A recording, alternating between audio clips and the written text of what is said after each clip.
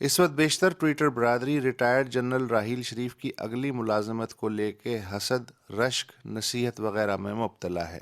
یہ ٹویٹرانہ بخار وزیر دفاع خواجہ آصف کی ایک تصدیقی ٹیلی شرلی چھوڑنے کے نتیجے میں شروع ہوا۔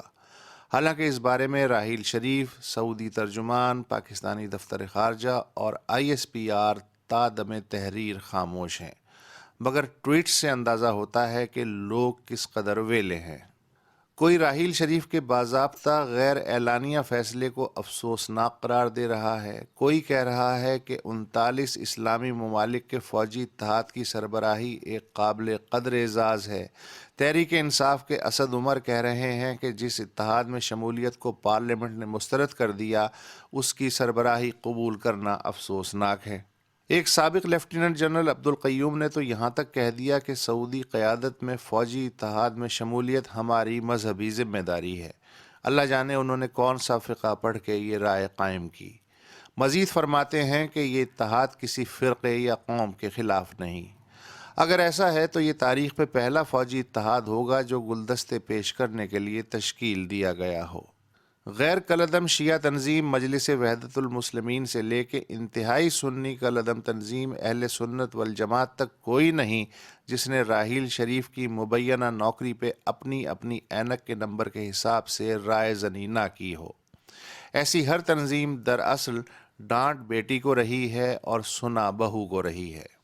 کوئی نہیں سوچ رہا کہ ریٹائرمنٹ کے بعد بھی بندے کو روزی روزگار نہ صحیح کوئی نہ کوئی مصروفیت تو چاہیے ہی ہوتی ہے، اور وہ بھی ایسا بندہ جس نے 40 برس ایکٹیو عسکری سروس میں گزارے ہوں۔ اس ملک میں ویسے بھی ریٹائرڈ جنرلوں کے لیے کتنے روزگاری مواقع ہیں۔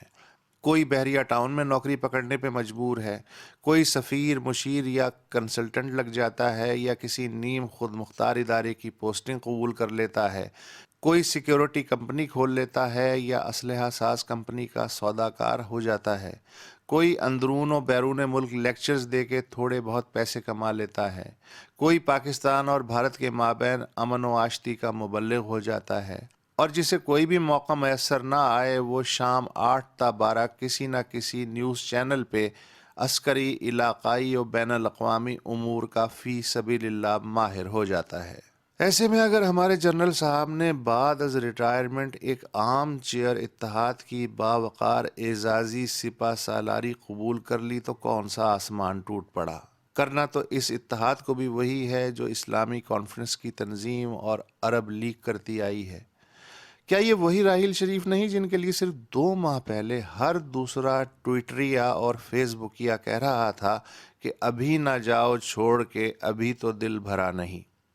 آپ نے قدر نہیں کی، سعودیوں نے قدر کر لی۔ اب اس میں پرابلم کیا ہے؟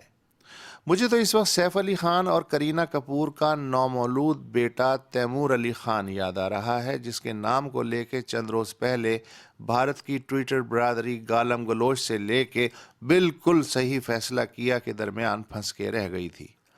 کسی نے یہ ٹویٹ بھی کیا کہ او بھائی، بچہ کسی کا ہے مگر درد ذہ تمہیں کیوں اٹھ رہا ہے؟